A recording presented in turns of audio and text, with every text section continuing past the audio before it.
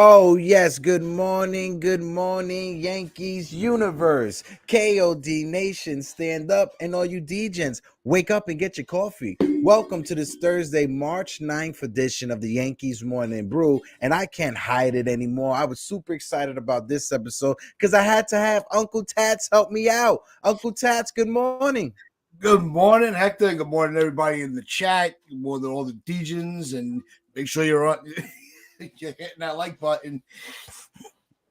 And make sure you're hitting that like button and make sure you're waking up to get your coffee. Shout out to everybody in the chat. Let's do a little roll call. Anthony Medina's in the chat. Medina, what it do, my guy? G-Man for Life is in the building. My guy, TC Stills. Yo, TC Stills, thank you so much this past Tuesday. The fans and everybody really enjoyed that last episode, so I definitely got to tap in with TC on another one. Mikey Mazza, of course, is in the building. And, of course, like always, the open panel will be available later on the show. But before we get into any conversations, I must ask you guys, because there's 13 people watching, if you guys can hit that like button while we're in the building. And as also, if you're watching over on the old channel, if you're watching on the KOD Media channel, make sure you tune into the Yankees, the Morning Brew Sports. Make sure you sub to our new channel, the Morning Brew Sports. Going forward, starting next week, all of our content will be on the Morning Brew Sports channel exclusively. So make sure you subscribe to the new channel. Make sure you hit that like button, and let's start the conversation. Good morning to my guy, Jonathan. I'll join if I can join. Jonathan, the link will be in the chat. So whenever you're able to join, Jonathan, you can join. Oh, Ocean View Cafe crew, what it do? Coffee crew. Hey, my guys, Uncle Tats, though. Good morning, gorgeous. How are you feeling? I'm feeling great. Yankees, they look like they're going to be a really solid unit coming out of spring. Still a lot of question marks though. I don't want to sugarcoat that. But you're seeing a lot about what's going to be the infield alignment. That seems to be one of the hot topics this spring, especially with the emergence of Volpe. And what he's been able to prove that he has developed into a major league player. The question now is, where are you going to play him? No, 100%. And, like TC still said, they put out the lineups already. Peraza looks like he's coming back from that, little foot scare, so he'll be in the lineup. Or everything points to Oswald Peraza winning the job. IKF going to be a bench player, if not used in a trade, and Anthony Volpe going down to AAA just to start the season out, right? According to Ken Rosenthal, the inside track when it comes to GMs around the league is that everybody knows that the starting shortstop job for the Yankees is Oswald Peraza. The only person that doesn't know that fact is IKF, right? So IKF is just going to be on the bench. They're showcasing him, see what he can prove, if he has anything. Listen, he's hitting under 100 when it comes to spring training. Willie Calhoun, like TC still is saying, he's been really good so far in spring training. A lot of the invites, when it comes to Rafael Ortega, Willie Calhoun, a lot of these invites, they're showing what they have.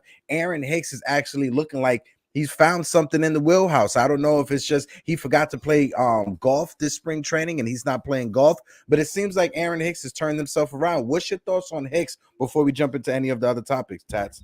The name just gives me shivers. It gives me nightmares. It makes me want to just not even turn on the TV.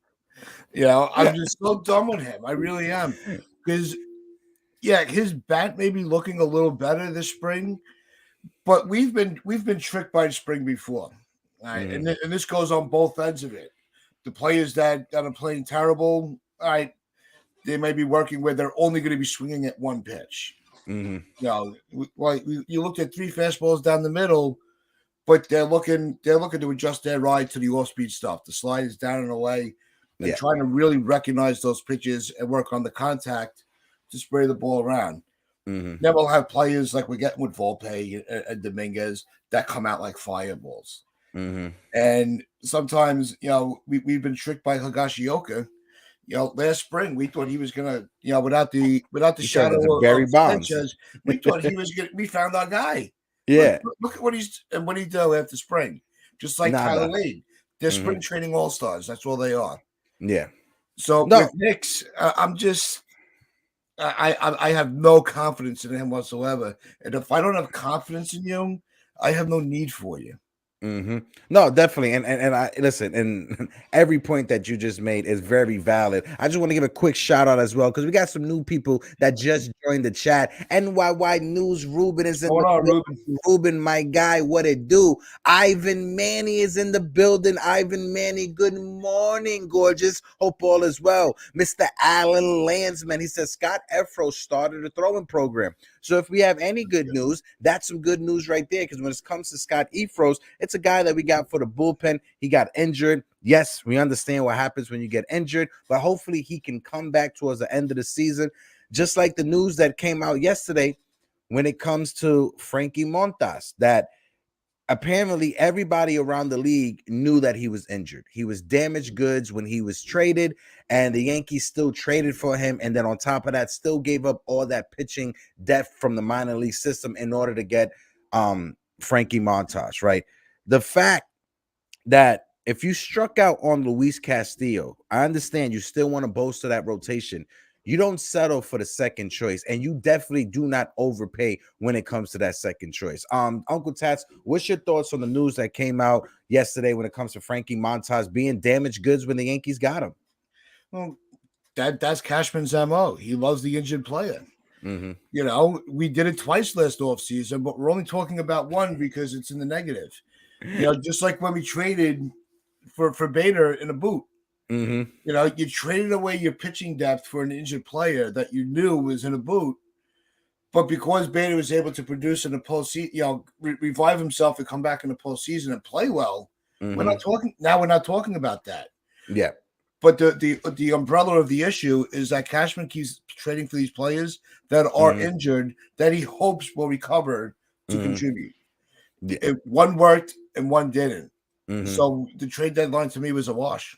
Yeah, no, I get that. When it comes to that trade, Brian Cashman, he takes all the egg in his face when it comes to the Frankie Montas trade. If Frankie Montas comes back towards the end of the season and gives you anything, you could put some cherry on the cake if you want to. But for right now, that trade looks like it's a wash. Probably one of the worst trades Brian Cashman has made as a GM for the Yankees when it comes to the sea. I'm not sure what is a worse trade.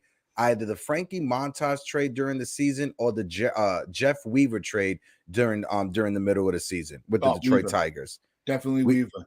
At least Weaver was out there pitching. At least Weaver was making his starts. Frankie Montas, he's about to turn into Patrick Swayze and go ghost for the season. But the thing is, and this is something that you and I have talked about on your channel and on my own, is we wanted Montas. We kept saying, all right, we missed out on Castillo. We didn't want to give up the top guys for him. All right, our plan B, Montas. They went and they got it. We kept saying, you need to get Montas because we need that pitching. We need the pitching. We need the pitching. Just because it doesn't work out doesn't mean it's a terrible trade, especially from the fan point of view, because we wanted the move to be made. So we can't just say because it didn't work out, now we don't like the trade. It's hard to. It's not fair to just kind of flip flop to fit your narrative or your frustration. Yeah, no, I get that respectfully. I definitely do get that. But if anybody has been following me for like over the past year, like going back to last year, or when I used to work with my guy Kev over on the BX Sports Jedi Network, myself, I was one of those Yankee fans that I didn't want the Yankees to come anywhere near Frankie Montas. When we traded for Montas, I was going to embrace the trade because this guy is on our team. But me personally, if you guys go back to me before the trade deadline, I didn't want Frankie Montas for one reason.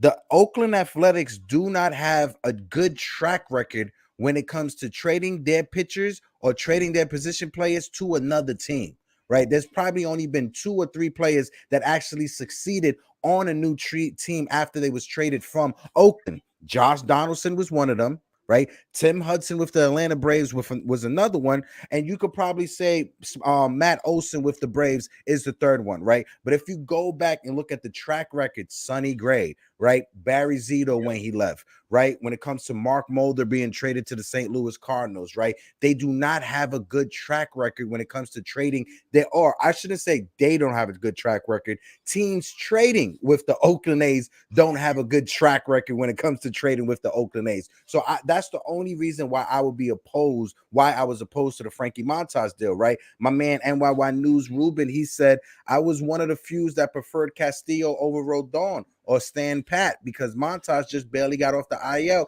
and hadn't shown he was fully back. Absolutely. Mr. Bradley Jewish is in the building. Bradley, good morning. Hope all is well. Tyler Tabbitt's in the building. Ivan Manny said, Weaver hurt the Yankees far worse. We expected him to be a number 2.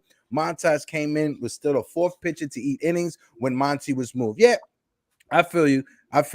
Brad Drew said, Mulder was a trade with the St. Louis Cardinals. Hudson was a trade with the Braves as well. Zito was a free agent signing with the San Francisco Giants. But Mulder and Hudson, those are 2 players that were traded. Mark Mulder was traded for some of the prospects from the St. Louis Cardinals that never panned out into anything. My man Ruben says Oakland pitchers, for whatever reason, struggle in New York. Hitters developed by Oakland do better in New York, like Giambi, Swisher, Eric Chavez, and the 2015 Donaldson would have lit up New York. Yeah, when it comes to what you said, Ruben, no disagreement when it comes to that. Giambi may be the only one because it was only 2002, right? After we signed his first year with the Yankees is when he hit over 300. After that first season with the Yankees, he didn't even come close to 300 after that. No, it's the impact of the trade. When we did get Giambi, he came in and he was a contributor right away, and he was an impactful contributor. You know, where we haven't seen that. We didn't see that really too much from Sonny Gray. He had up and down games, and just recently, what we're talking about with Montas. The pitching is not working out, but that's Cashman's biggest problem is his pitching. That's what I think. If you take a second step back between comparing the trades, the issue with we traded for an injured pitcher, and that's on Cashman. The other part of that equation is what he gave up to get Montas. Yeah, that's why some of the frustration is so fresh on the fans because we don't have the pitching depth like we think we do. Yeah, you gave up. Say we didn't get Montas back. Say Clark Schmidt did not have the bounce. It was not as solid as he's looking. Where's your other option? You have Herman, maybe somebody else. We don't have JP Sears to put into that rotation to fill that gap while we wait to see what's going on because we've already looked. Debbie Garcia is nowhere to be found. Luis Hill, he's not going to be available this year. So they don't have a backup plan to be a backup plan. Yeah. And that's why if you're able to make a move this spring training, don't worry about the major league ready player. I would make any trades at this point. I would try to rebuild your depth. No, yeah, definitely. And yeah, Ivan, just like you said, I just looked it up right now because I remember when they had that trade that happened in 2004, a big piece that went back to Oakland between St. Louis was the prize catching prospect Derek Barton, right? Dan Herron was a throw-in in the trade, and Dan Herron wound up being the best player a part of that. But even Dan Herron, when Dan Herron was traded out of Oakland, he was never the same pitcher. Right, he had probably had one good year with the Arizona Diamondbacks. Besides that, I was another pitcher that was injury prone. But shifting gears back to the Yankees, right? Because bringing up the St. Louis Cardinals, it was all a part of the plan because the Yankees played the Cardinals yesterday, talking about Oakland with Frankie Montas. So everything is a full circle over here on the Yankees Morning Brew, right? But when we switch it over to Anthony Volpe. Let's switch it over now to Anthony Volpe, Tats. Because I think you and I can say that we are in the camp of wanting Volpe to start the season with the team, right? But what do you think is going to happen when it comes to this conversation about Anthony Volpe, and how do you think it's going to shake out for the rest of spring training? I think what we're going to see the rest of spring training is you're going to see Volpe playing a lot of third and short. I think Peraza's already got shortstop locked up. They might keep him in a game now and then at short just to keep his his range fresh.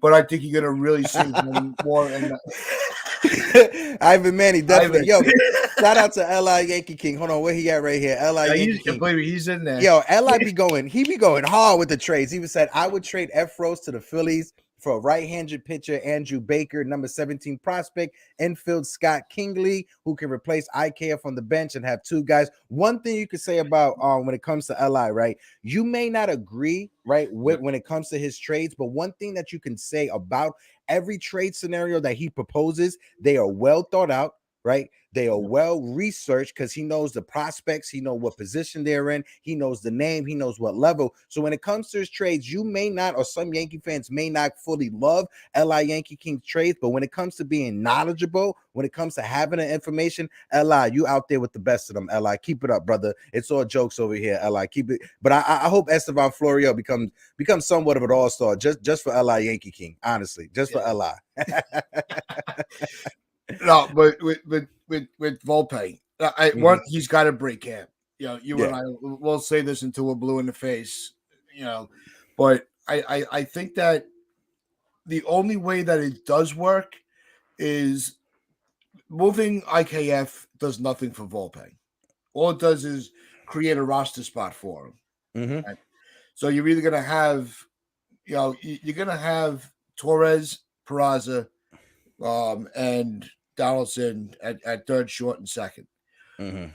So having IKF as your bench player, all you're doing is you're removing IKF.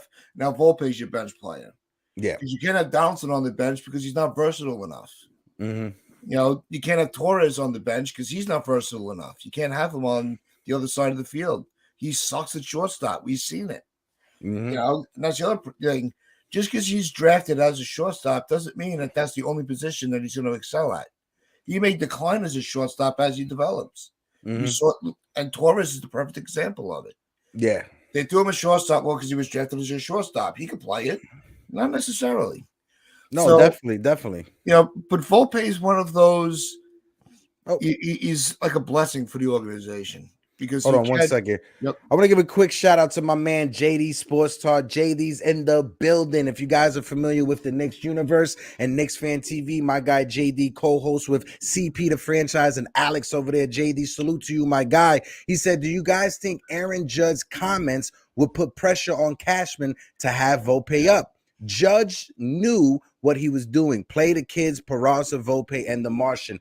JD, absolutely. First time JD has commented on the chat when we're having these conversations about the Yankees, but you could tell my guy JD is hitting it right on the head when it comes to everything that he just said. Peraza and Volpe and Jason Dominguez needs to be up here at the major league level, but when it comes to Brian Cashman and his comments, we understand Brian Cashman, right, has said for years when it comes to the prospects, he wants every prospect to conquer one level before moving up to the next level, right? That's why it's sad to see my friend Andres Chaparro, Yankee prospect, being sent down to the minor league system. We understand that he has to be at AA. He has to conquer AA before he can go to AAA. I think he should start the season at AAA when it comes to the Rail Riders, because last year he hit close to 300, 296 with 20 home runs at the AA level. So Andres Chaparro needs to be up here at the major league level, but we do understand that Brian Cashman wants them to conquer every level before moving forward.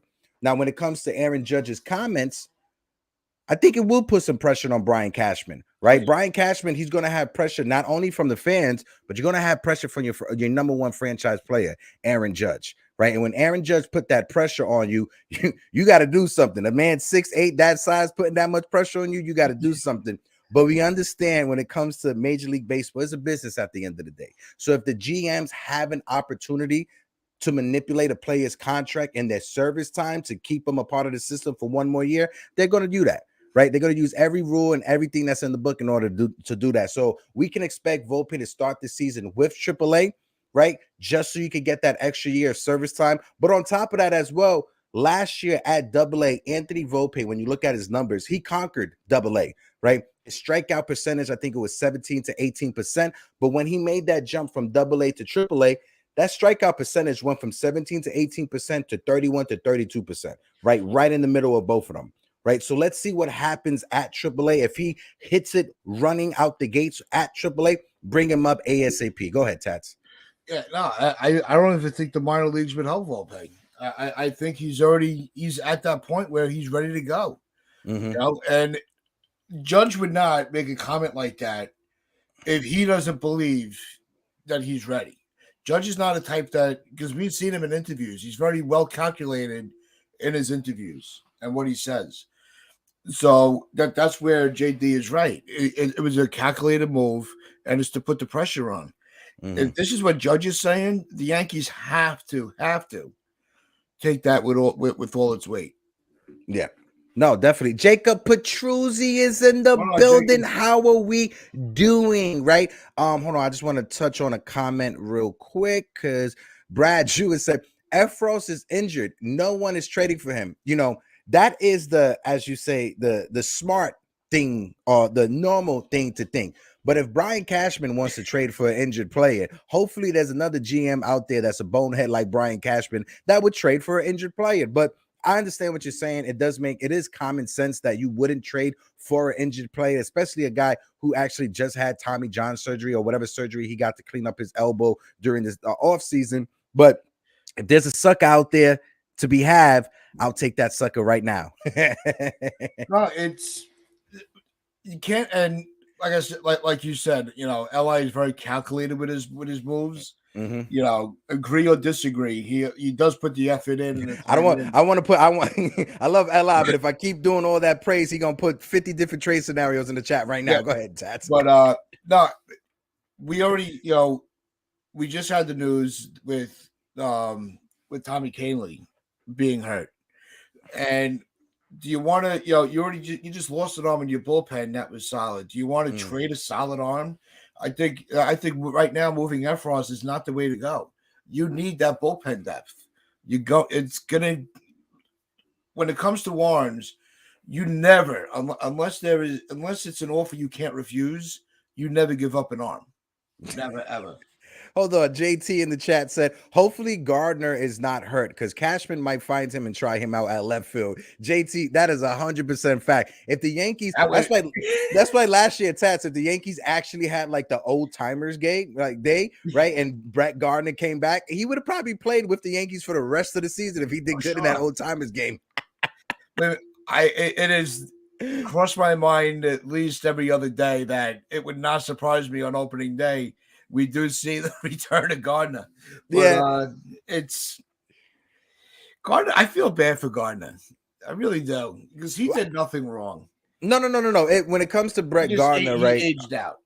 When it comes to Brett Gardner, he was your regular everyday guy, right? Us normies, right? That don't have the ability to play professional baseball. We related to Brett Gardner more than we could relate to like a superstar like Robinson Cano, right? Because Brett Gardner wasn't gifted with all the talents in the world, right? He had to work for where he was at, even out of high school, going into community college, and then getting the opportunity to go to JUCO and then being signed by the Yankees. He had to work and bust his ass to get to where he was at. So we related to that, especially if you're one of those New Yorkers that get up every day, brush the coal out your eyes, take the train to go to work or take the train to go to school. You related to Brett Gardner. It's just at the end, when Brett Gardner was 33, 34, 35, 36, the Yankees wanted to rely on him more because he was left-handed bat, and that's what annoyed us as fans.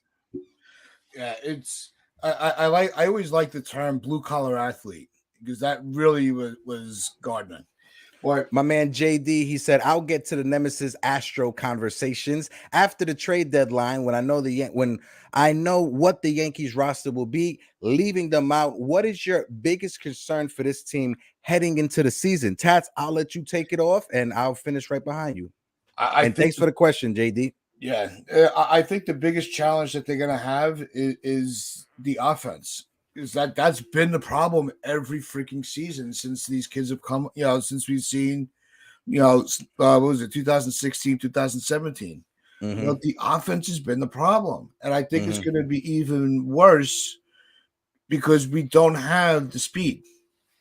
I think we need more speed.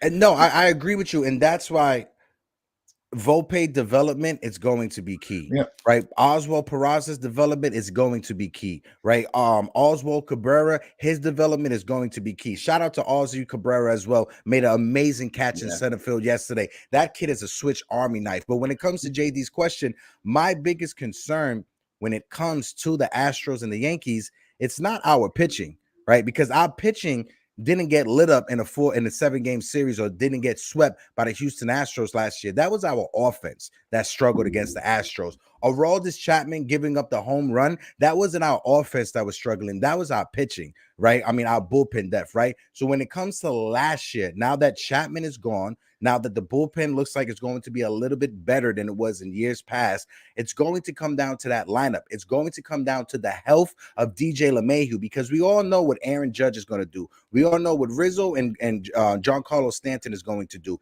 It's going to come down to the players that are around our big sluggers, right? DJ LeMahieu is going to be the X factor. He is the only other top end part of our lineup, a top end hitter that actually puts the bat on the ball and does not strike out. I've seen positive signs from DJ LeMahieu this spring training. It looks like that foot is healthy. He's able to turn on that inside fastball. DJ is known for going up the middle into right field, but seeing him turn on the inside fastball, it's a good sign for this season. Tats, what you thinking? No, I think that that inside fastball that was where you got that you were able to watch it and go, all right, that's who we've been waiting for.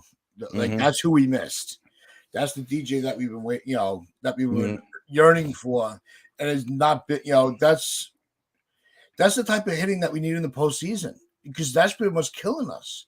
We're losing games 2-1 because but we'll have 15 hits and 1 run because we were sloppy running on the bases, double plays, just swinging swinging out of your shoe tops. It just doesn't work. It's we had the injured players. We had the players we needed that were injured at the time because we may not have gotten past the Astros last year. But like what we were saying on our show the other day was it was without LeMahieu and Benintendi. If we had those two guys, maybe it went 6 or 7 games. Maybe it was a more competitive series. We don't have a crystal ball to go back in time and know what would have happened. Yeah. But knowing how those two have their approach their at bat, you have to believe that they would have knocked in a couple of runs.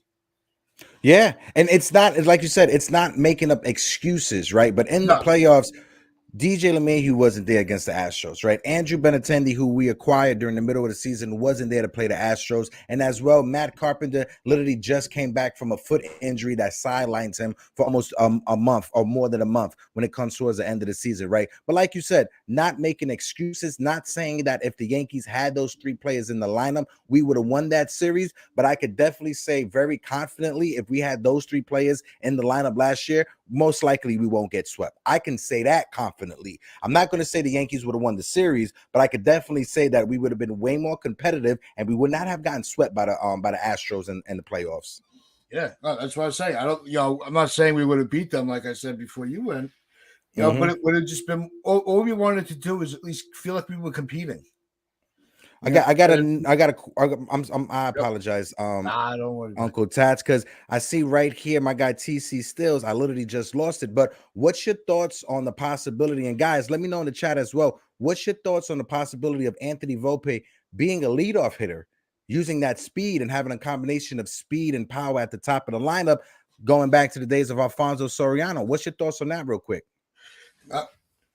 I think Volpe. I would actually like to see more from Volpe in the leadoff spot. I want to see that tested a little bit more and more on a consistent basis.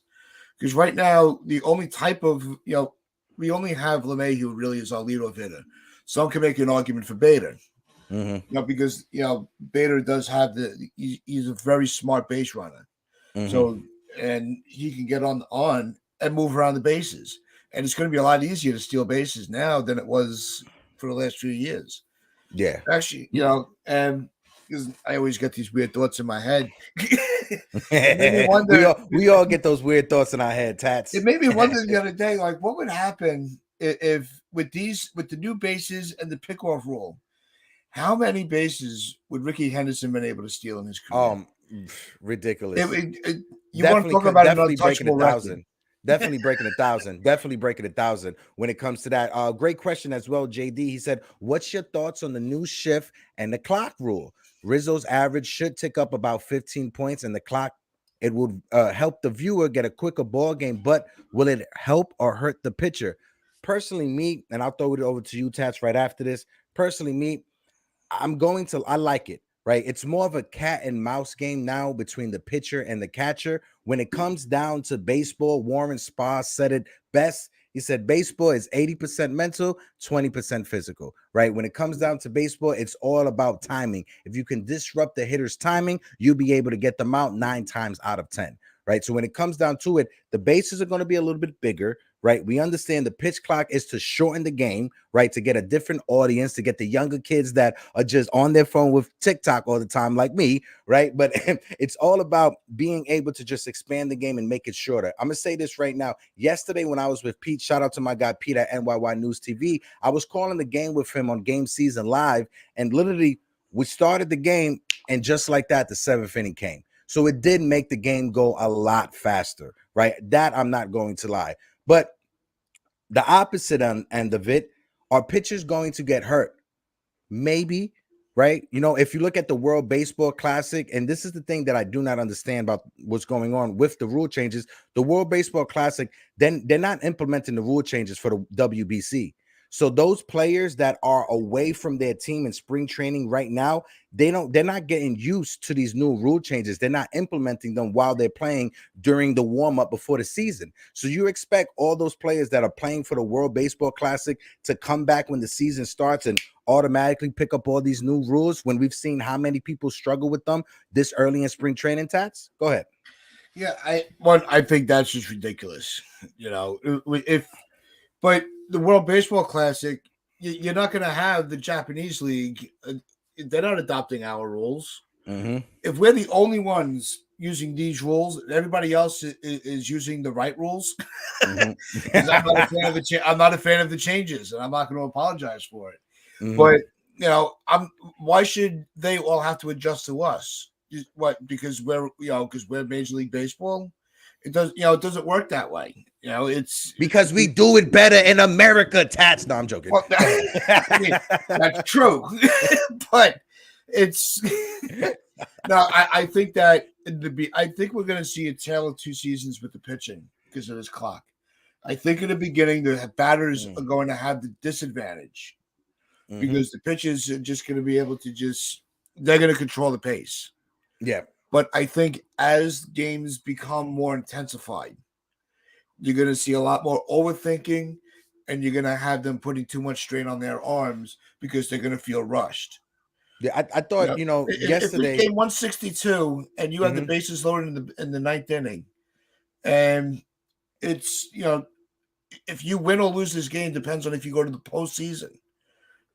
Wouldn't you want to just have that extra couple seconds to be like, all right, the reason I actually broke this down in the other day with a coworker of mine because he was on my side of it, but he took a different approach.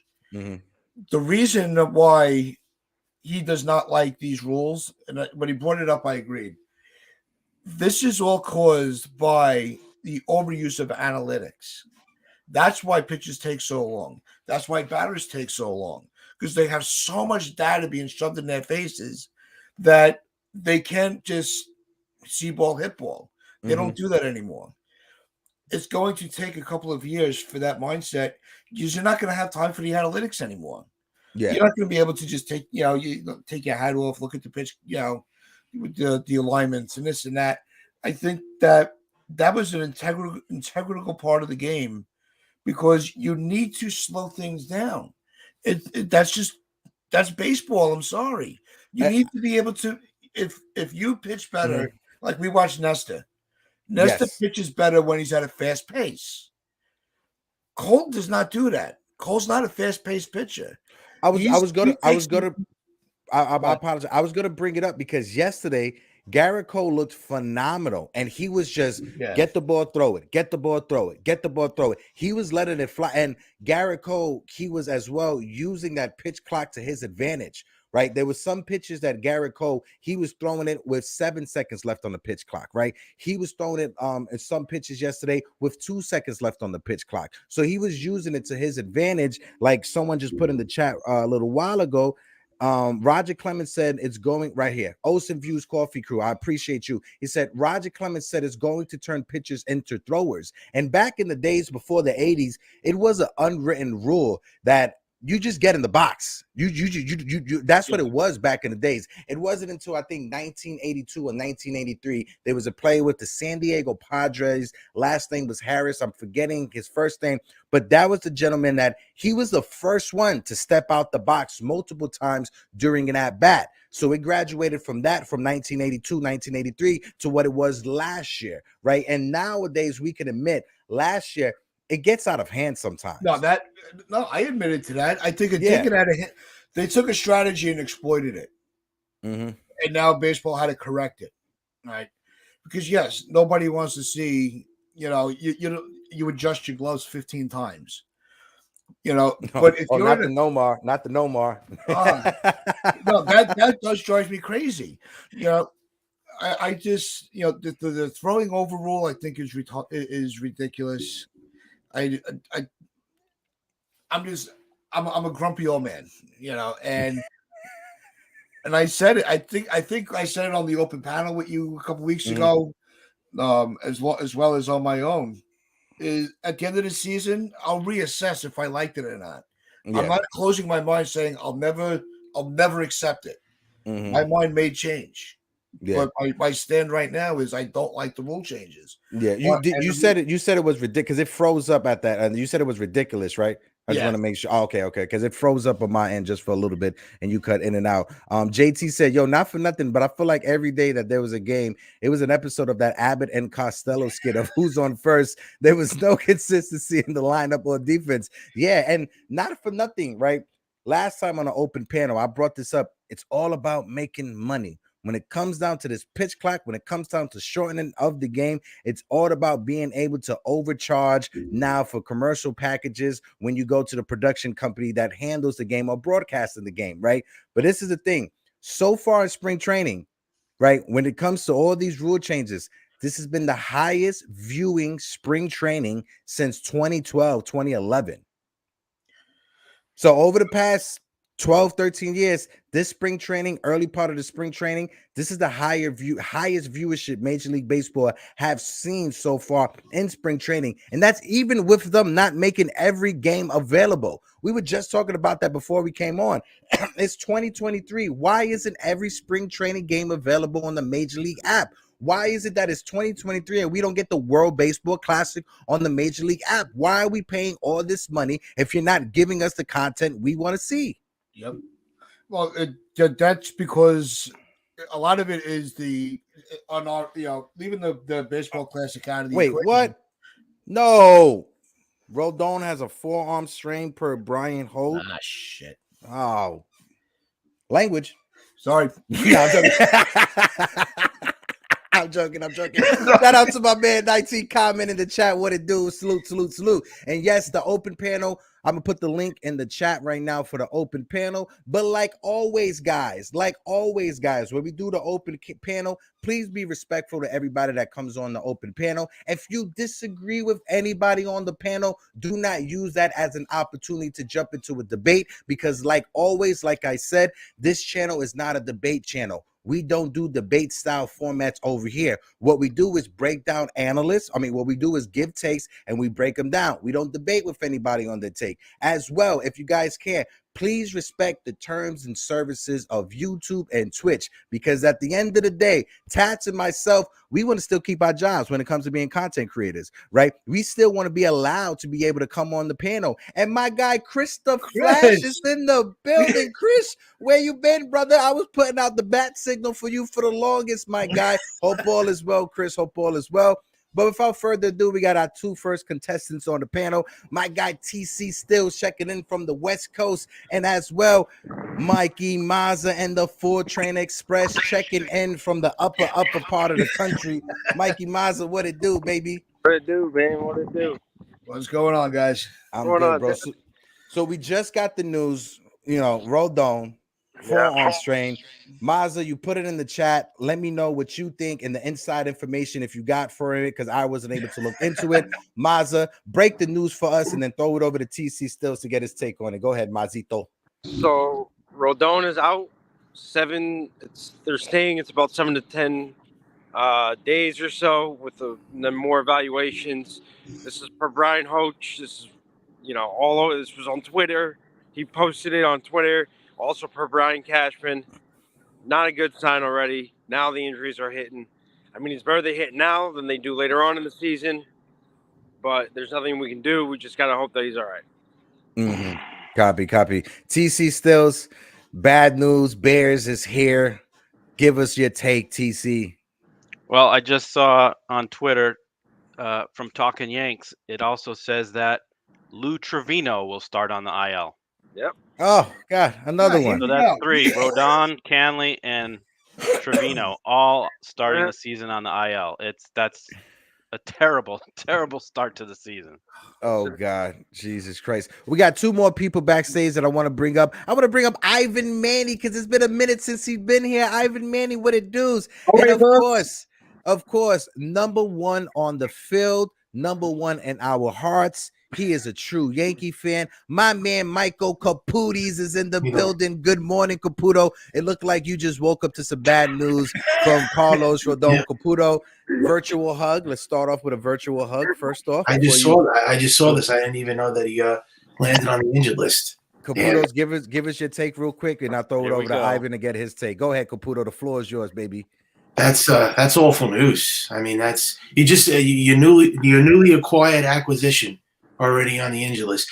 See, this is why I love the move, but this is why a lot of teams were scared to sign him, and they weren't going to give him those 6 years, $150 million, because the guy's always injured. He was a big risk. So now, who's in our rotation? You got Cole, Severino, Nestor, if he even pitches, because they said he had hamstring issues, and now you got to go with Schmidt and Herman as your 4th and your 5th starter. That's just terrible. So much for the best rotation. Don't worry, Caputo. I'm gonna get you down to Florida, get you to throw that knuckleball for the Yankees for this season. All right, bro? Don't worry, I'll get you down there to spring training. That's not good, man. You got to be very upset. No, of course, yeah, of course. I try to still have a smile on my face when it comes down to it. I want to get Ivan Manny's take on it. I see Li Yankee King is backstage. Li, it has a question mark on your camera. If you could just refresh and come back in, because it's saying that it's not connecting on your camera. Go ahead, Ivan. Let me get your take, Ivan. Better handling injuries now than August and September. Let's get them out of the way, and hopefully we can. Maybe that's the excuse to play some of these younger guys. Well, all these guys are injured. I mean, I just think that it's better now than later. I'd rather Rondon hurt in the beginning of the season than when we need him in September and October. Yep.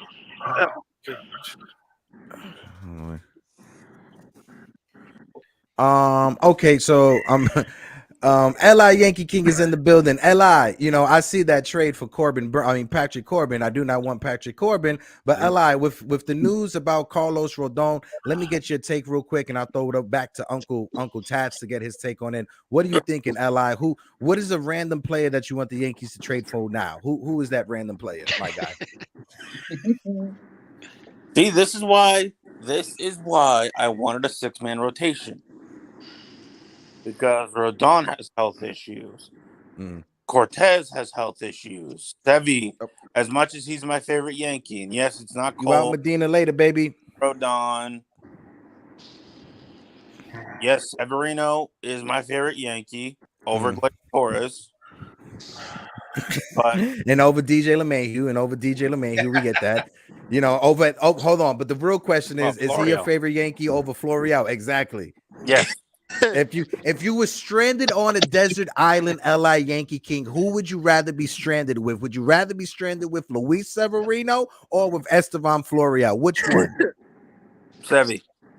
Copy. There we go. At least Severino could probably make some mofongo or tres golpes or something like that. But Uncle Tats, I'm gonna throw it over to you, Uncle Tats. Let me know what you think when it comes to this breaking news that just happened right now. And Li, just so you know, just a word of advice: if you go to trade any Yankees prospects, don't trade my friend Andres Chaparro. That's my friend. Okay, that's my buddy, pal. Go ahead, Uncle Tats. The news sucks. That's all you can really sum it up with. But like Ivan said, rather now than later, so he may miss his first start. I don't think at this stage we could just say it's the end of the world. And talk to you later, Brad. And I'm not going to jump off a cliff yet. It's not like there's any structural. It's just a little soreness. Mm-hmm. You're just gonna, as a precaution, they're gonna just miss his first start of the season. Let's see how it goes. Yeah. Same thing. That's the same way I'm gonna look at it. Like you said, doesn't seem like there's any structural damage. Knock on wood. If you guys are next to a table or something like that, please knock on something for the love of God. Exactly, everyone. But yeah, I don't think it's any structural damage or anything like that. So hopefully it's something that it just sets him back a couple of weeks. And instead of being there for the first week of the season, he's there for the second week of the season. I'm just a little bit upset now, right? Because April 1st was going to be Carlos Rodon's start at Yankee Stadium. Hopefully he still makes that start April 1st when we're there in the building. But Luis Severino, LI Yankee King brought up Luis Severino, right? I'm going to throw the question around the table. I'm going to start off with you, Uncle Tats, then throw it over to TC, then Caputo, then make the way to Ivan and Mazza. When it comes to Severino, what do you want to see from Severino this season to justify the Yankees talking about giving him a contract extension or the Yankees just giving him a contract extension? What do you want to see, Uncle Tats, from him? Then throw it over to TC, Caputo, and make our way around the circle. Now, I'm actually going to agree with LI for a change, and I actually really enjoy having Severino on this roster. I think he's somebody you do try to lock up, get another extension on, or give him the contract at the end of the year. Mm-hmm. What I would like to see is just a full season of health. Yes, even like what we have with Rodon right now. He's got a little sprain. You want to get skip him a day. I'm not going to count that as right. It's just another injury. But I want to see the Severino we saw in 17-18, where he was just dominant. Yes. When he first came up, he looked like there was nobody that the Yankees can get that was better. Mm-hmm. I just want to see dominance. Copy. TC, same question going your way. When it comes to Luis Severino, what do you need to see to justify the Yankees even entertaining the idea of giving him a contract extension? Well, just like Uncle Tad said, I need to see some health. He needs to stay healthy. I need to see between 150 and 175 innings this year. I need to see mid 3 or lower ERA. Maybe. I think he can at least hit 15 wins. He's gonna have to be a workhorse this year. And if he does that, I'm extending him. Copy. Caputi, same question going your way when it comes to Luis Severino. Not sure how you feel about Sevy, but even if you want the Yankees to bring him back, what do you need to see from Severino to justify that decision, brother? If he stays healthy, but that's a big if because nobody on this team stays healthy. Healthy and Yankees don't mix; they don't go together. Nobody on this team, they're all injury prone. They're like crash dummies. So that's a big if. If he stays healthy, I give him a 2-year deal. That's it. I don't go any further than that. But if he stays healthy, nobody in this rotation and this offense, this bullpen stays healthy. So big if. Copy. Ivan, that was very passionate as well. Caputos, I appreciate that. Ivan Manny, same question going your way. What do you need to see, brother? I'm going to follow suit and obviously say health. The guy, when healthy, is a stud. He's definitely that second tier of top pitchers. He's a phenomenal talent. My thing is I think the Yankees have slighted him a few times in the past, and I don't believe that he will re-sign here, regardless of what happens. Them holding him back last year and saying that he was hurt, and he kept saying he wasn't. And several other instances in the past, I don't think they've handled him very well. And I think he may want to walk anyway and try to see greener pastures, even though there isn't anything greener than Yankee Stadium, right? But facts. I bet the reality is he's a great talent. The pitching market next year is all there is. Position players are kind of so as far as free agency next year. So I can't see him not getting a 4 or 5 year deal elsewhere. But I'd love to obviously retain him. I like him. I just don't think he loves us. Okay? No, true. I want to give a shout out real quick. My man Lorenzo Cardona's in the building. Enzo, what it do? Go ahead, Mikey Miles. The same question going your way, brother. What do you need to see to justify a contract extension for our guy Luis Severino? So I'm gonna piggyback off of everyone. It's got to be healthy. He's got to stay healthy. He's got to make at least 20 to 25 starts. He has to pitch at least 175 innings at minimum, because he's got to be able to be that workhorse if someone goes down. It has to be that way. Because if he can't do that and cannot stay healthy, then I'm not issuing him any kind of contract at all. Because he hasn't proven over the last few seasons that he can stay healthy. And that's a problem with this team. And we need help. No, definitely. As well, guys, if you're in the chat right now, if you're watching along on YouTube or Twitch, if you guys can, click to the link to the new channel, sub to the new channel. I see we got 21 people watching us over on the Morning Brew Sports, and there's about 10 people watching us on the Knights of Dejan channel. If you guys are watching us over there on KOD Media, click the link that's in the chat right now. Jump on over to the Morning Brew Sports and come join the conversation. But LI Yankee King, when it comes to your favorite Yankee, what do you need to see to justify a contract extension for Luis Severino, brother? Now, I'm on the complete opposite end of everybody else. It's like I need to see help. But we're not shocked by that. But go ahead, talk your ish, King. Talk your ish. I would offer him an extension now, because you don't need Luis Severino pulling an Aaron Judge. And then it's like, nah, we're not going to offer you a contract extension, because no one in the fan base is pressuring us to give you a contract.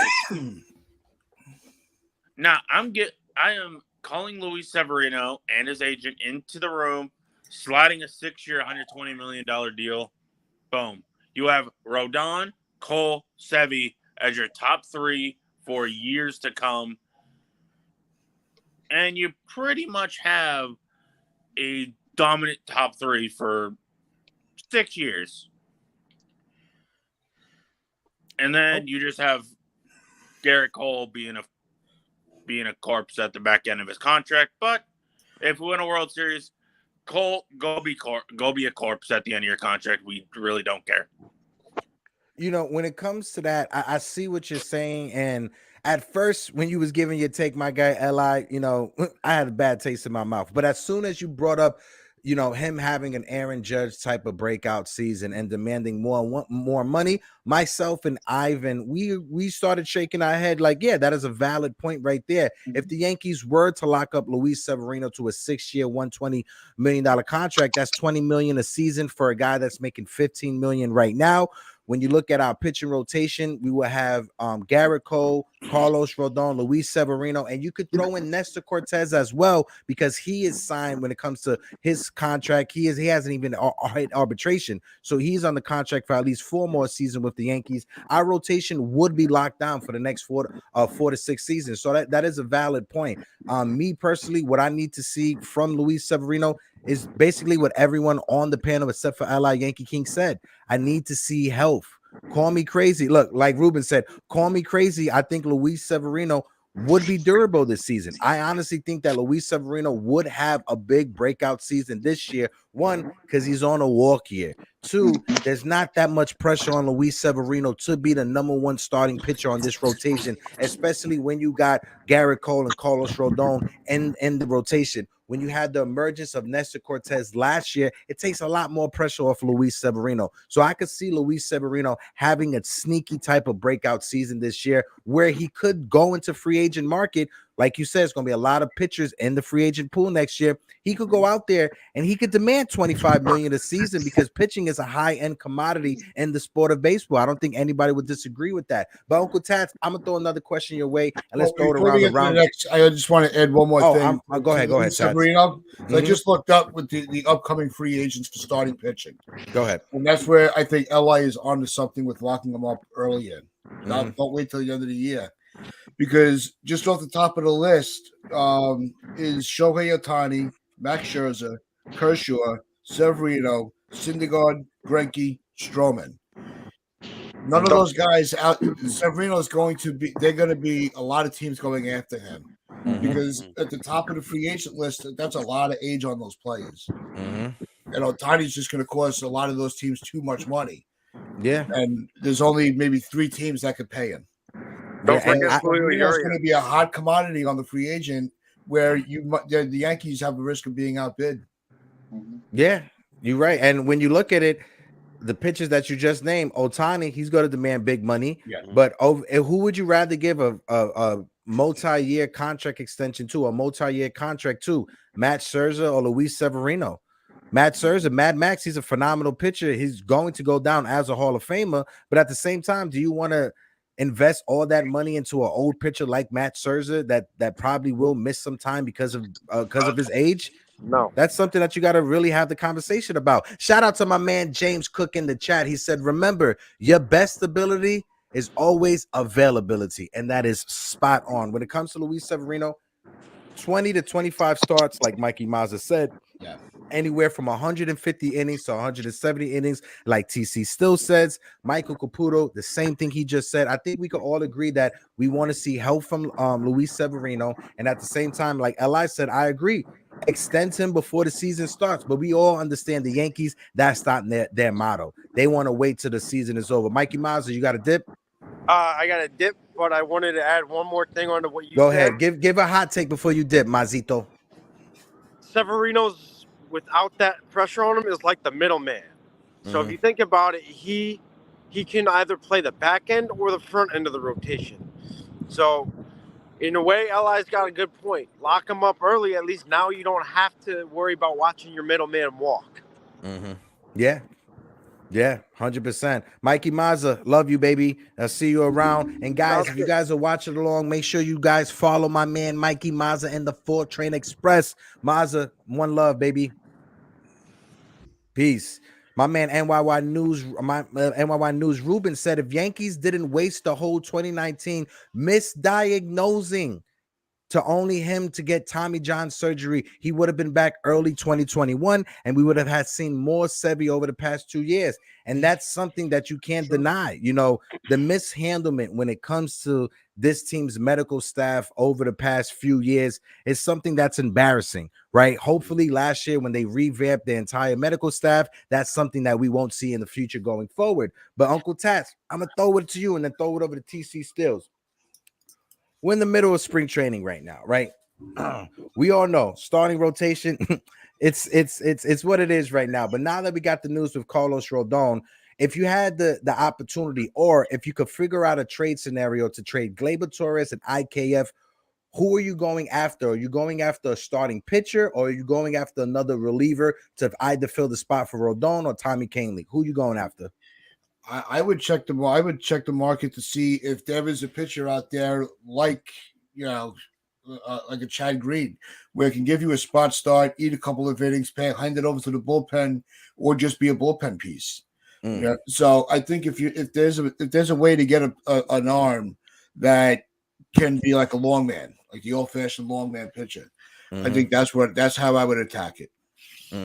TC, same question going your way. When it comes to this hypothetical trade scenario, Torres and IKF, are you going after a starting pitcher or a reliever at this time? No, it's too early. I would definitely still look for an outfield person. I was thinking that the Dodgers had a an LI type trade scenario with IKF and Glaber going to the Dodgers for Trace Thompson. Yeah, I saw that being left, floated around. Yeah, for left field. But no, the pitching depth, I think we're fine with Schmidt and Herman filling in. We have some guys that can be the bullpen arms like Brito, Cordero. There's Crook. There's some guys that can fill in temporarily. So no, I'm not panicking and going for a starting pitcher. We don't have any luck with getting starting pitchers anyway. I don't know. Real quick, I got something for you guys to even make it worse news for you guys. This is Yankees pitchers acquired since 2022 trade deadline. Frankie Montas out 2023. Lou Trevino on the IL. Scott Efros, TJ surgery out for 2023.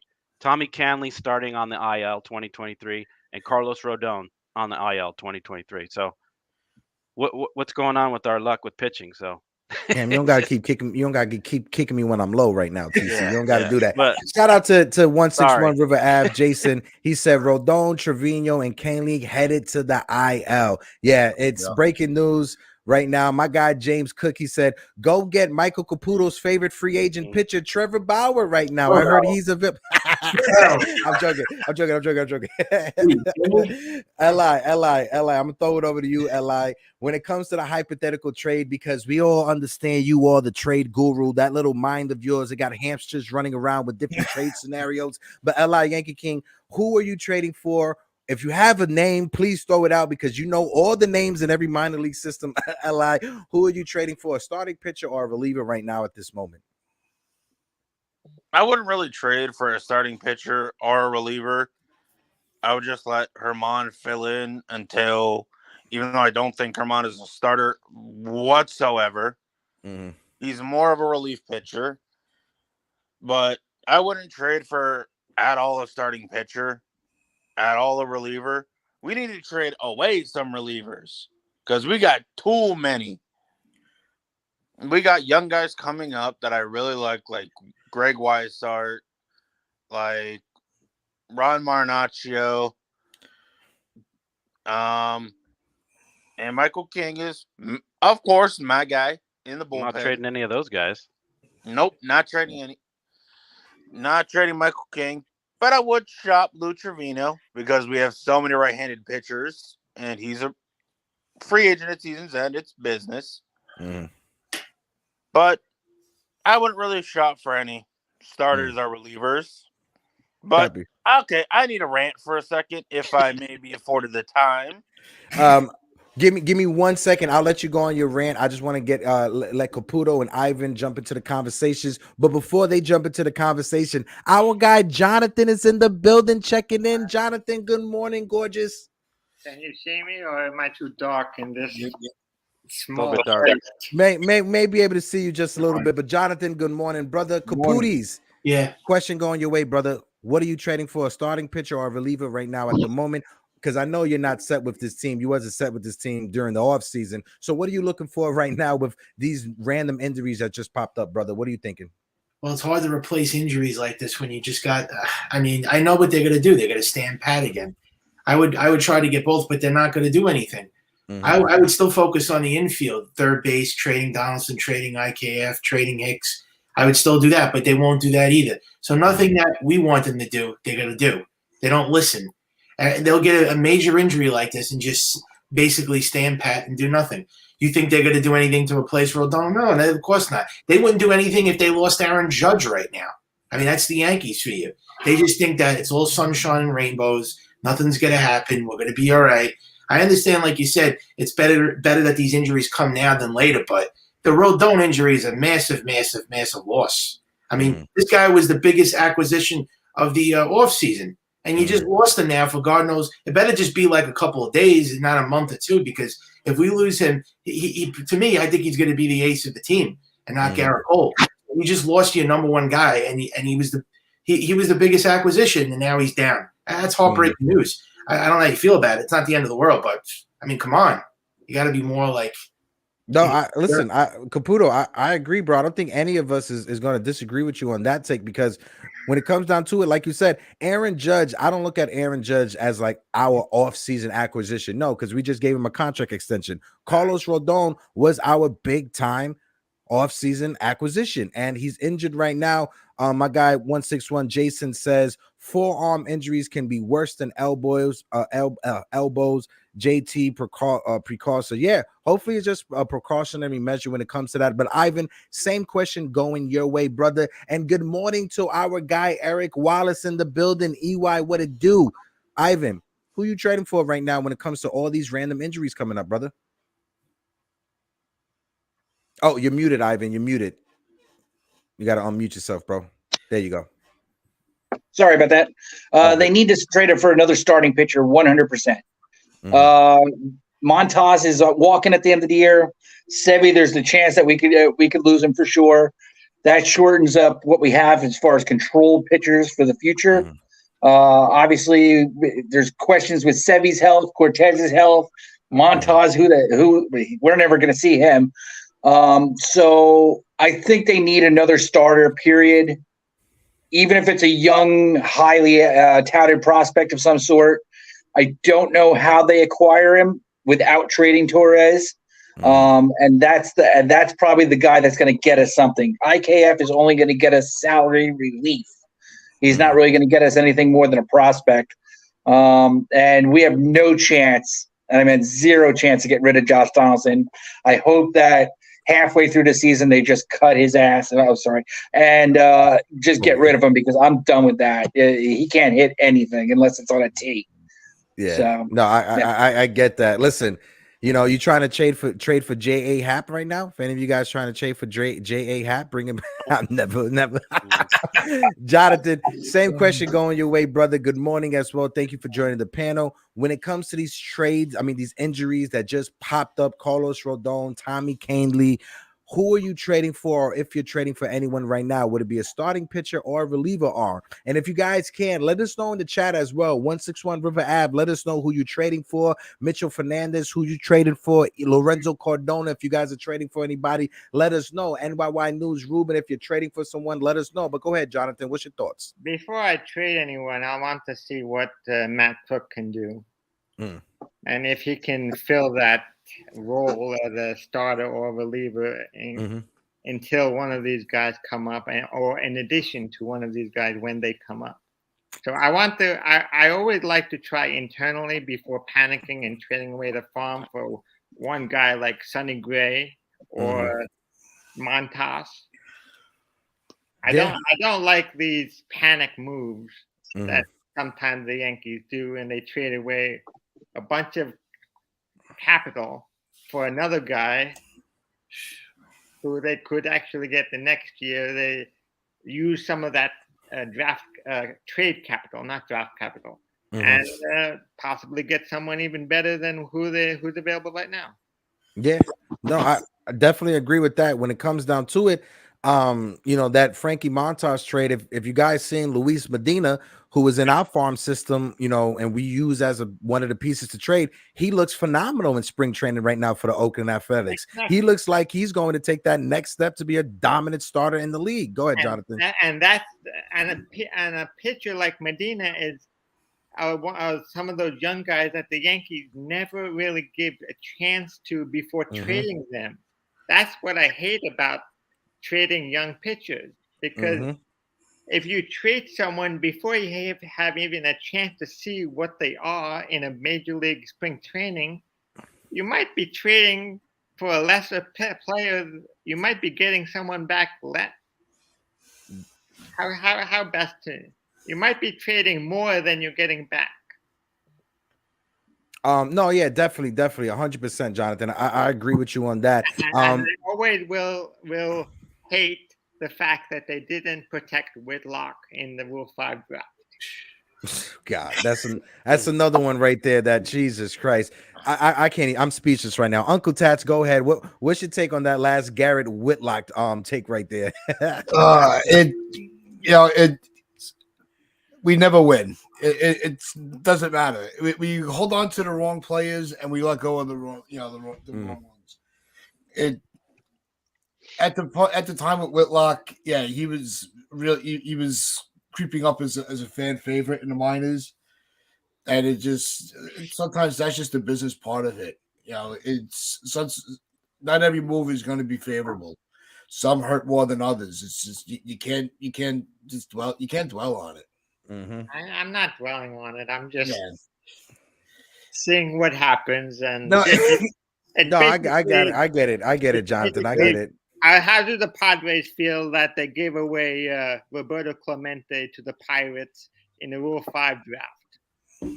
Hey, that's another one right there. And then you can even go even further. Most recently, I think we brought it up on Tuesday's show when the Chicago White Sox, when they were trying to make that run for the postseason, they traded Fernando Tatis Jr. for James Shields. Yeah. For James Shields, they traded Fernando Tatis Jr. And look what Tatis Jr. turned into. I understand, you know, and this is a great conversation. Thank you, Jonathan, for a beautiful segue. I wanted to bring this up. You know, we got a portion of our fan base wanting the team just to spend money and to trade prospects away. I understand that's how we won in 2009, but I'll pose this question. When you look back at 2009, what would you have rather happen? The Yankees get that championship in 2009, or the Yankees not signing Mark Teixeira, and they use that draft pick that they had to give up for Mark Teixeira to draft Mike Trout with the Yankees.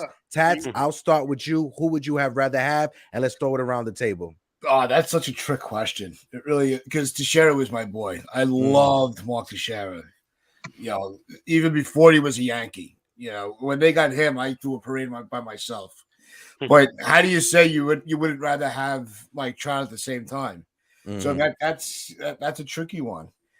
You know, given the results, I think the right move was made because we do have the World Series, to highlight that move.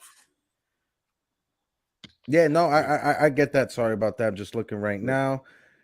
Thank you so much. My man Ruben, he on point. He just sent me right now from Jeff Passion. Spring training 2022 versus spring training 2023.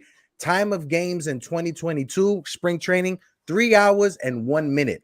2023, average time for spring training games, 2 hours and 36 minutes. So they are saving time. They are saving some time on these games. The runs per game in 2022 were 10.6 runs per game.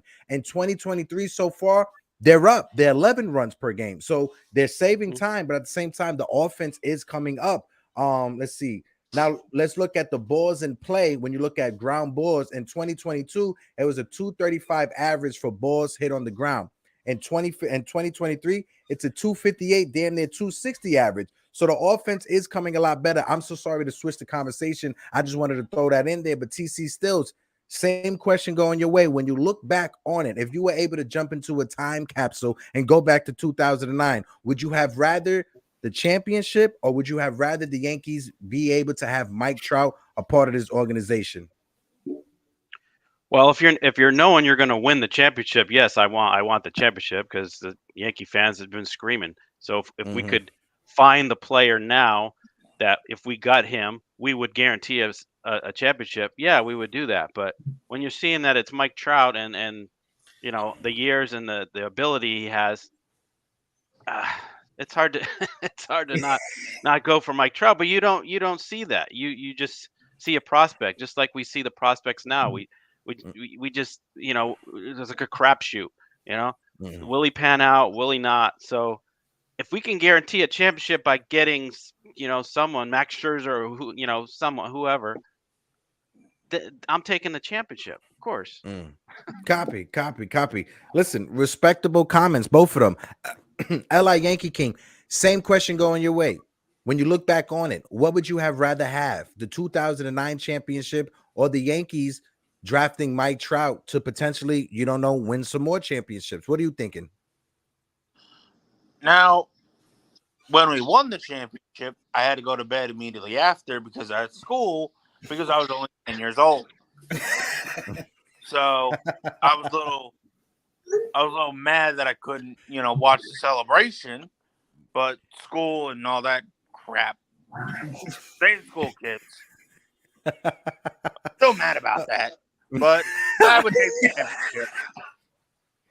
Yo, Eli, I swear I can't deal with you, bro. I love you, my guy, 100%. But Caputi, same question going your way. I know you love to go back to the 2009 championship, and this is not me trying to be shady or anything. But if you had a chance to redo it, what would you have rather the Yankees' path be? That 2009 championship, or the possibility of having Mike Trout and multiple championships?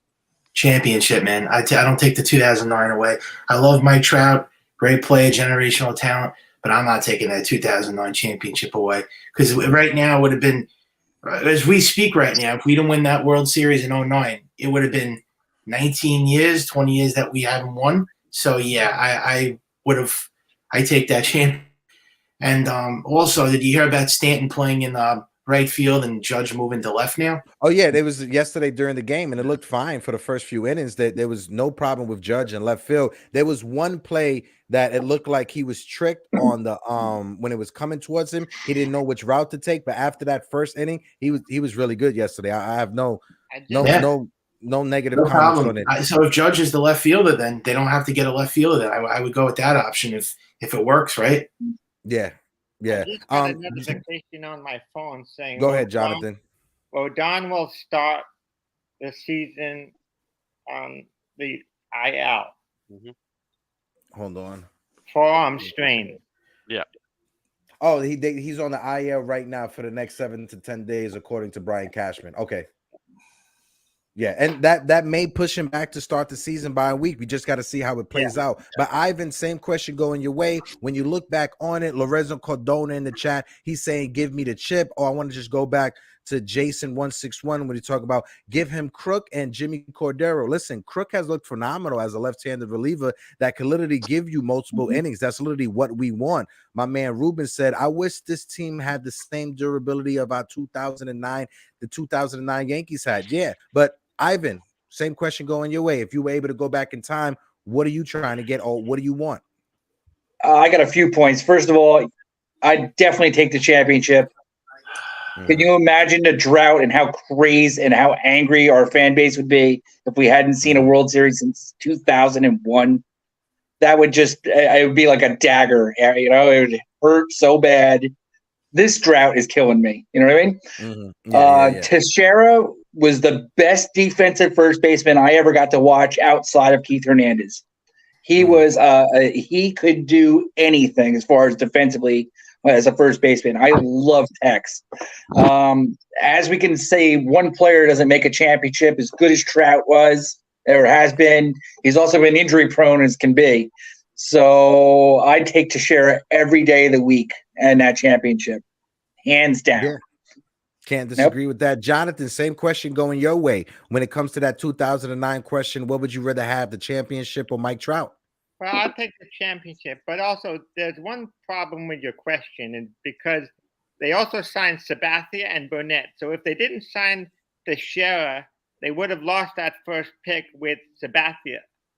No, because Sabathia was traded during the season to Milwaukee. I don't think those rules applied at that time. They applied in the next CBA after 2000. No, because they were used in that CBA. So yeah, if from my knowledge, because I was looking up this question, that was a part of it. CC was traded away because when Milwaukee didn't get a pick from the Yankees. I believe they did because they got. I believe. Teixeira got traded to Atlanta also. No, he was with Atlanta for a whole seaon. Really? He was with Atlanta for a whole season. In the offseason and before 2008, Anaheim traded him to Atlanta. Oh, okay. Yeah, so he was with Atlanta for a whole season. No. But yeah, that's a great point because that's what I was looking into. Like, because I thought that he was traded to Atlanta during the season. No, it was the off season. He was with Atlanta for almost a full season.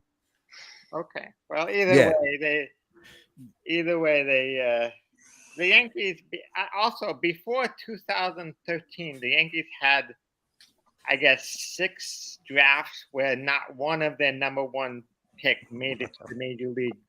From 2006 to 2000, between the years 2006 to 2013, the only number one draft pick that made it was Garrett Cole, and he didn't sign with the Yankees. Yeah, no, when you look back at the early 2000s, and that's a good point to bring up, Jonathan. Yeah, when you look at the early 2000s, over the past from 2001 to 2010, the only Yankee prospects to call up and actually be impactful was Robinson Cano, right? Ching-Ming Wong, and Brett Gardner. Besides those three, Phil Hughes also in 2009. Phil Hughes injured, Jabba Chamberlain injured. So what I'm saying is that turned into actual. Ching-Ming Wong won 18 games with the Yankees, right? He was our ace for 2 seasons before he got injured. Robinson Cano was an all-star second baseman that got a $250 million contract from the Mariners. Go ahead, Jonathan. My apologies. And the worst thing about the Wong injury is he got injured on the bases, where at this point and in this point of game, I'm sorry I'm so dark. It's my lighting. All good, bro. But at this point, no hitter, no pitcher these days would never get on base like that. They would rather strike out a hitter than risk injury on running a base. I mean, I guess the only good thing about Mariano playing, getting hurt in his last season, in the season before last, is he had one more good season, because he would have retired the year before he retired if he didn't get hurt catching a ball in the outfield. Yeah, I think that would have been a horrible ending, and I appreciate that take, Jonathan. That would have been a horrible ending to Mariano's career if he would have went out with a knee injury that happened in Kansas City, just flying fly balls as well. Ian Kennedy did have a long career as well. Thank you so much, Chris. He did have a long career. I think he finished second in the Cy Young voting when he was with Arizona. He won 20 games that one season with Arizona, became a reliever also. So back in 2008, if you would have asked anyone who was going to be a star or who was going to have a successful career out of those three pitchers, I don't think anybody would have said Ian Kennedy. People would have probably said Jabba. People would have probably said Phil Hughes, but not expecting Ian Kennedy to turn into the solid pitcher that he was for his career. The mistake the Yankees did with Jabba is switching him from starting to relieving to starting in the middle of the season. If they wanted to make him a starter, they should have just waited till the spring training of the next year and made him a starter. All right, just one second, because Uncle Tats has to go. Uncle Tats, thank you so much for hosting with me this morning. We got to do this on a regular basis. Make sure you walk that dog, because trust me, as a doggy father myself, I understand when the dogs are scratching. All right, guys, love you guys. I'll talk to you all later. Copy. But TC Stills, next question going to you is 12:21, so we're going to wrap it up with this one little rapid fire real quick. And this is something that I saw on the Tiki Talks on the app that's on the phone. But they were asking Yankee fans or just baseball fans in general. Thank you, Caputo. He won 22 games with Arizona that one season. Thank you so much for that. When it comes to the Yankees and our first basemen, who would you rather have for one season and one season only? And the answers for this question on TikTok kind of disturbed me. But who would you rather have, TC Stills? A prime and healthy Mark Teixeira or a prime and healthy Don Mattingly? Mine's easy. You know that Don Mattingly is my guy. There's no question. I'm taking him all day, and you already knew because you saw the same thing on Instagram. You already knew what I was going to ask. No, put him on this team right now. This championship, prime Don Mattingly. Yeah, that's my pick all day. Ivan, same question going to you. Of course, I know it's blasphemy, but I have to ask because there was a bunch of young Yankee fans saying Mark Teixeira, but who would you rather have, Ivan? Anybody that's not saying Don Mattingly wasn't alive to see him play. I mean, that's the reality. Donnie baseball, when he was legitimately healthy and in his prime, he was like a top 20 player ever. You know what I mean? Like just for those couple years. But because of his longevity, that's the only thing that's ever kept him out of the Hall of Fame. Because of his health. Back injury. James, I'm going to get to your question right after the panel goes right now. James, don't think I forgot about your question. I wanted to end it with that. But Jonathan, same thing going your way. Who would you rather have, a prime Teixeira or a prime Donnie baseball? 1987 Mattingly. 85. Okay, hitting 353 with 20 home runs. I would take that over someone hitting 250 with 40 home runs. I see you. L.I. Yankee King, I'm throwing it over to somebody who definitely was not alive when Don Mattingly was playing. But L.I., who would you rather have, a prime Donnie Baseball or a prime Marky Teixeira? That 2009 is still in my heart, so I got to go with Tex. I'm sorry, that 2009 is still. I was a baby boy. I was 9 years old. I have to go with Tex. We get it. In my brain. Listen, we get it, bro. We get it. You know, you can't go back to a time that when there was no cable TV. We understand it and we respect it. All right. We got for you, Hector. After you're done with yeah. Go ahead. I'm gonna just throw it over to Caputo. Get his take, and I'll take your question. Caputis. Yeah. Who would you rather have, a prime Donnie Baseball or a prime Mark Teixeira? Don Mattingly. I'm old school, so I'm gonna take Don Mattingly, man. Appreciate that. Don't forget the low strikeouts. That's yeah. Look what he did for the first 5 seasons, and his average was like over 300 every year. Bro, we went through it went through on the last episode, TC Stills. When you look at it, the most strikeouts he had in the season was 43. He had one season where he only struck out less than 25 times in a season. Yeah. We was talking Aaron Hicks strikes out 25 times in a 4-game series. But Jonathan, what was that question before I get to James Cook in the chat? Who on this current team is the most similar to have the Paul O'Neill energy in the dugout? Or I don't know if anyone can knock over a water. Paul O'Neill energy in the dugout on this team. Woo, that's a great question. I'll throw it around to the panel as well to get their takes. I don't think there's anybody that has that type of fire on this team. Like, I really do not see any. Maybe Domingo Germán, but he catches domestic violence cases. Besides that, I'm not making fun of it whatsoever. I'm just saying. But me personally, I don't think there's anyone on this team that has the same fire like Paul O'Neill had. Like Paul O'Neill, the warrior. Some people may hate him, post playing career, but Paul O'Neill, he was a guy that if I'm going into war or if I'm going down a dark alleyway, going to get into a fight or going to be outnumbered 10 versus 2, I'm taking Paul O'Neill with me on that fight. Me and Paul O'Neill versus 8 other dudes, I'm taking Paul O'Neill. But on this team, I don't see anybody having that dog. It was supposed to be Josh Donaldson, but he got exposed as a fraud by Grandel last year. I don't think. TC Stills, what about you? Who do you think? And then throw it over to Ivan, L.I., and Caputis. Great question, by the way, Jonathan. Yeah, I don't know.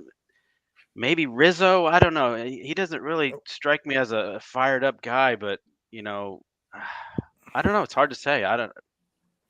My guy Sunil in the chat. Sorry about that, TC. Go ahead, bro. No, it's all right. No, this team doesn't have that fire and passion like they had. There's nobody like Paul O'Neill. I don't know. What do you think, Ivan? I don't know. They don't make anybody like they used to, man. That generation's gone. All right, there's no way. No, there's not even a player on the team that has an attitude. It seems like everybody wants to just be friendly and happy and hope to win. They don't have a fiery guy that's going to get in anybody's face, and nobody that has the left leg that he did. I would say and I'll throw it over to L.I., but the last time we had a player that was close, if not the similar to the fire of Paul O'Neill, was CC Sabathia. Even at the late stage of his career, CC Sabathia was the first one out of the dugout, right? Even though CC Sabathia was 250 pounds, he was the first one coming out of the dugout if there was ever any type of incidents on the field. But L.I., I'm going to throw it over to you, brother, right? Wait, matter of fact, Jonathan, I'll throw it over to Jonathan. Who do you think? And then throw it over to L.I. Who do you think is someone close to Paul O'Neill, bro? I really don't know on this team. Maybe, possibly Rizzo, possibly. But other than him, I think I don't know. Oh wow, Stanton could be a guy like that, but he has a little bit more calmer energy with a couple. Yeah, he's very soft spoken. But you don't. The other thing is you don't see these players fight as much as they did back when Paul O'Neill was playing. Paul O'Neill and George Brett especially. Those guys fought each other if a ball came within 2 inches of their face. No, Oh, definitely. you know what, guys? We're forgetting the guy who just got hurt, Carlos Rodon. Maybe he's the guy. He seems like a fiery guy. Maybe, but we haven't seen, just like Yeah. hold on, who someone put it, Sunil. Shout out to my guy Sunil. Would you not consider Harrison Bader as the closer? We haven't seen a full season from both Bader and Rodon, so it's yet to be seen. Right. Maybe Rodon, but we have to see him out there. Li, what about you, brother? I'd say it's probably Rodon first and Bader second, and then a long list down, like from New York to California size list. Now, this is not me trying to be funny or anything like that. A player that may have the anger like a Paul O'Neill is Estevan Florial. I'm not saying that to be funny. I'm not saying that. If you watch or you pay attention to when Estevan Florial, when he's at bat, if there's a pitch that he doesn't agree with, he is cursing and he's saying every Spanish curse word in the book, right? I'm surprised that the Yankees don't even mute him when he's up at bat. I think that's why the Yankees don't put him out there, because they don't want him to break the bat over an umpire's head. But if you watch Estevan Florial, pay attention if he plays later on today. If he gets a call that he does not agree with, look at his body language towards the umpires. That the anger. I knew I liked Florial for some. I knew I liked Florial. Shut up, Li. Caputo, same question going your way, bro. Who do you think comes close to Paul O'Neill before we wrap it up, baby? I can't stand you, Li. I got it. The Yankees are soft, bro. I mean, they're soft like Play-Doh. They don't have anybody on this team that has the intensity. Probably Rodon. I've seen what he's done with the Giants and the White Sox. He looks like he has a killer instinct, a killer mentality. He's a bulldog. But other than that, there's nobody on this team that has the fire and the energy, and like Paul O'Neill did. He was a true, warrior, and there's nobody on this team that could replicate the old Yankees. It's a joke. It's unanimous. Wade Boggs. I mean, take a guy like him. That guy was a fiery player. There's nobody on this team. I mean, I could go up and down. Jeter, Bernie Williams, Tim Raines. Nobody, man. They don't make plays like that anymore. That's like they're a dime a dozen now. Yeah, so even some people hated Chad Curtis, right? But that was a guy that he wasn't scared to even tell Jeter, "What are you doing?"